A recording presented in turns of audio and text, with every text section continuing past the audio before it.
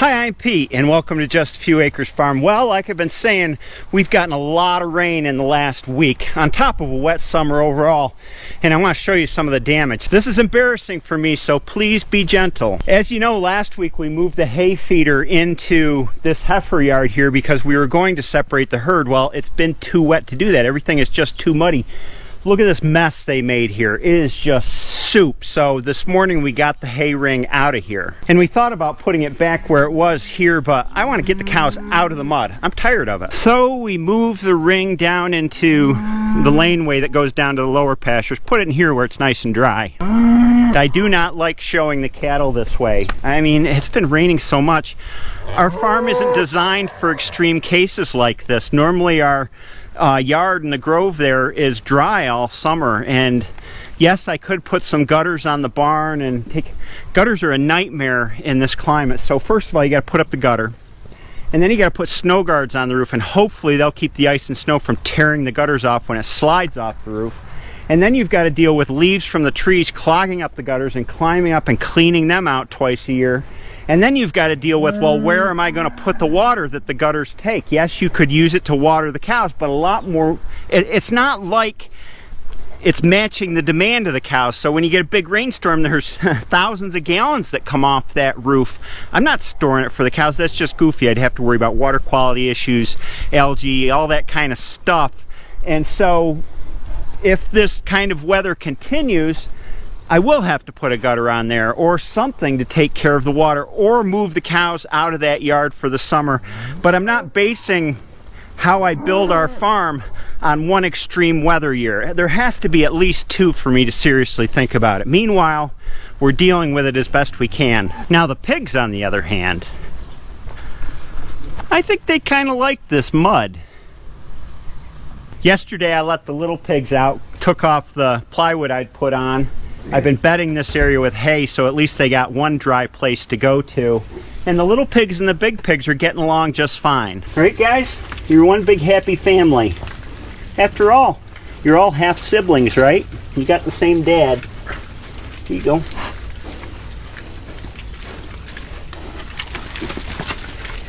You goofy guys. It's been hot, too. It's been in the mid-80s and very humid, so they've made a wallow here in front of the water, and they roll around in it when it gets hot. You can see the size difference, big, little. There's another little guy.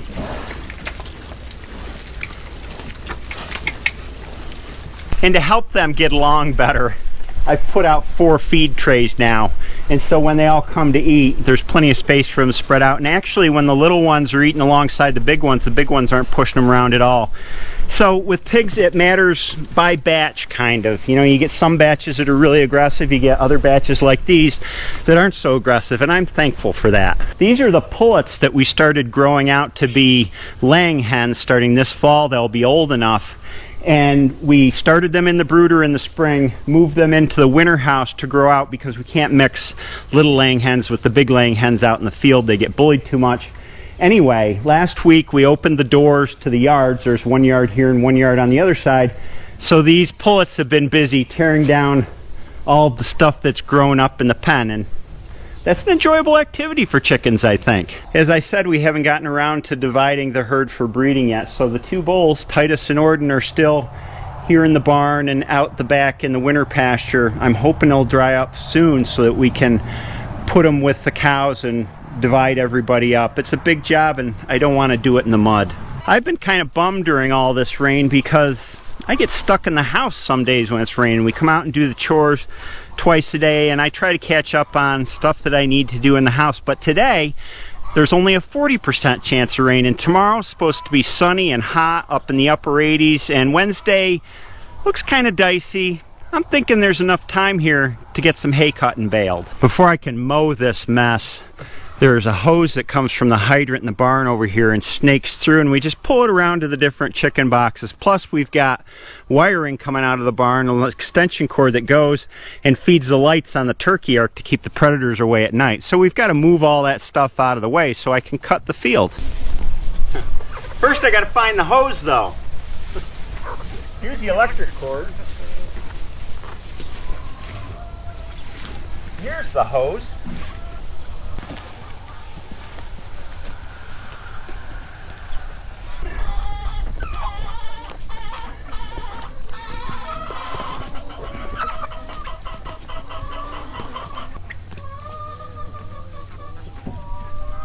I'm going to start out cutting the chicken pasture here.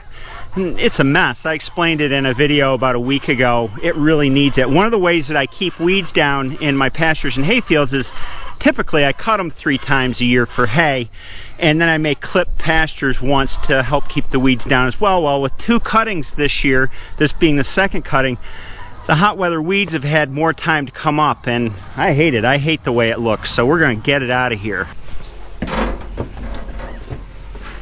Alright, you've seen me cut hay a whole bunch of times before, so I'm going to mix it up a little this time. And while I'm cutting hay, I'm going to answer some FAQs about our hay fields and pastures.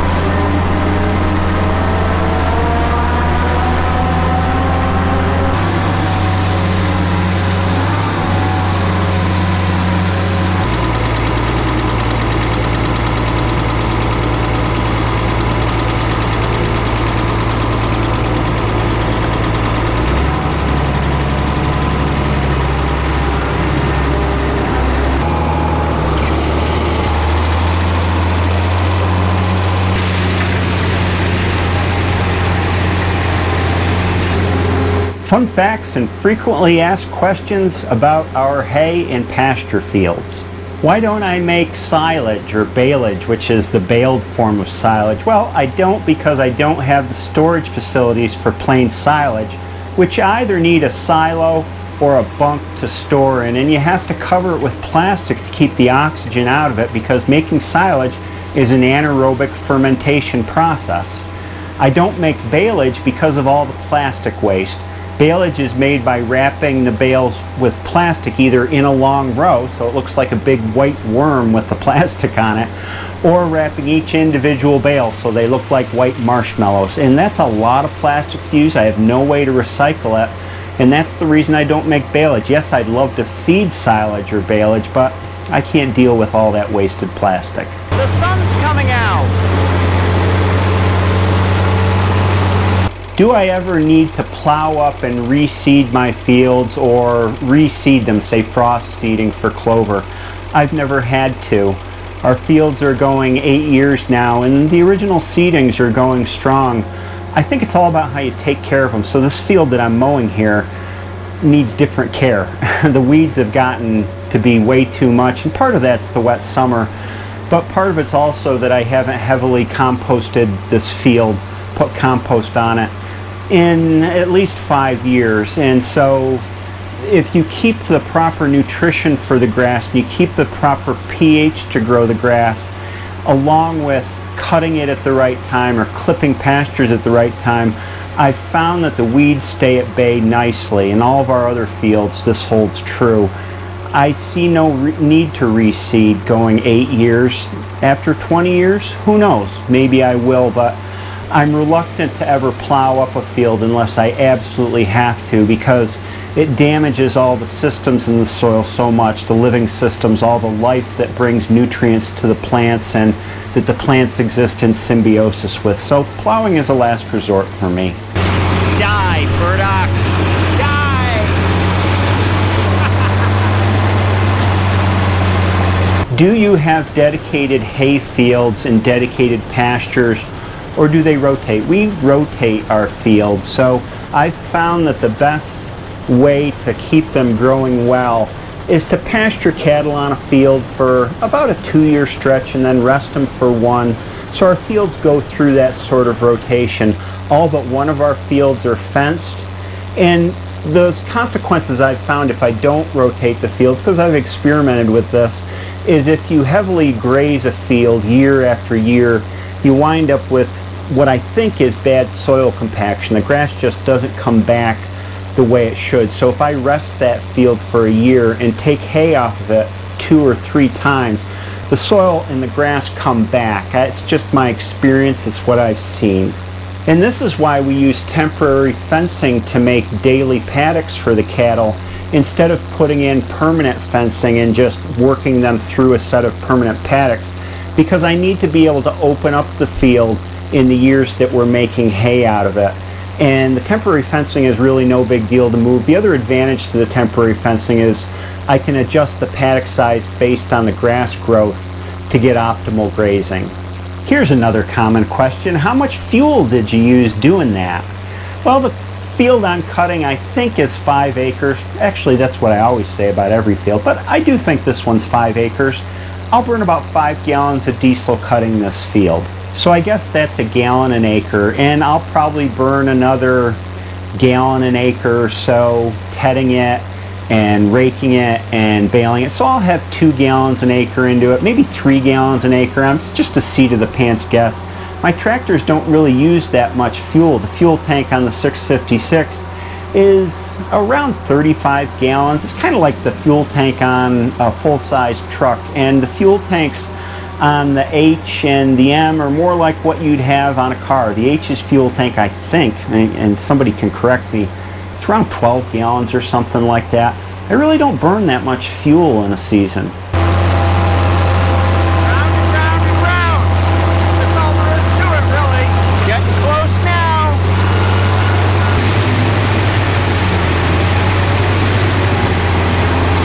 Another field cut. Glad to get all that crap down. I usually wait until the next morning to ted hay because usually I finish cutting later, but I got enough time today. I'm going to ted the hay now, and then maybe I'll ted it again in the morning because my window this time is pretty short.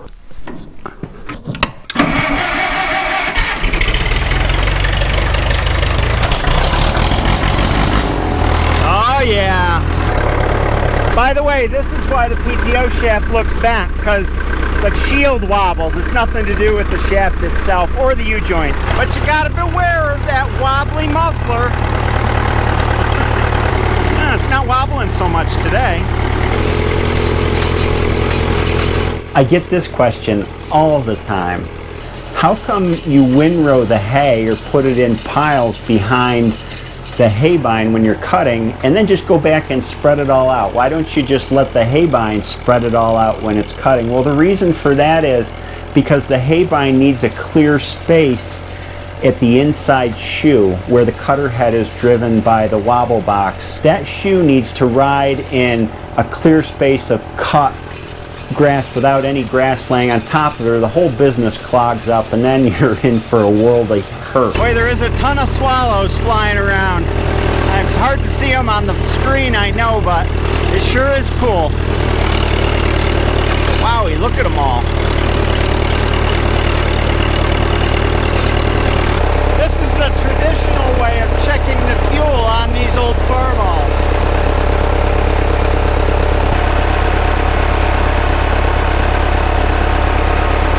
I got enough to finish. This wheel on the tedder is still clogging up, and I figured out the reason.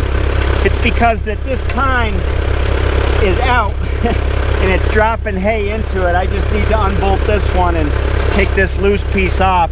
I guess I'll do that before I start again tomorrow.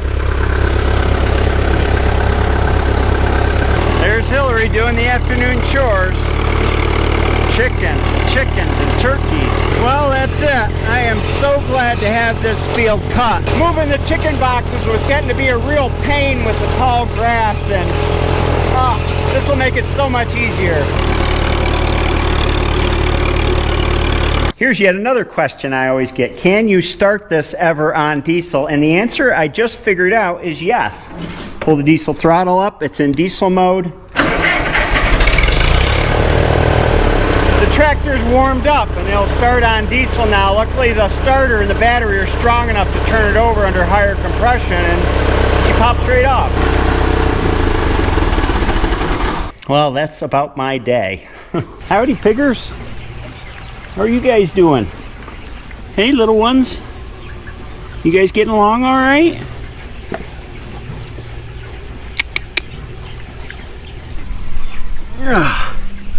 That was a long day's work. I remember the first 3 years that we had the farm, we mowed with a sickle bar mower, mowed all of our hay either with the Super C and the C21 sickle bar or the H and the 120 sickle bar. And it was a lot different. I'm so glad we don't have to do that anymore. We'd mow it down, let it sit for 2, 3, 4 days. It just doesn't dry as well because it lays it flat on the ground instead of fluffing it up. Then come back with the rake and the square baler. This way of making hay is so much easier. I hope you enjoyed this video. Hopefully, keep your fingers crossed I can get this baled up before it rains the day after tomorrow. I'll see you next time. Right, pigs? They're too busy eating.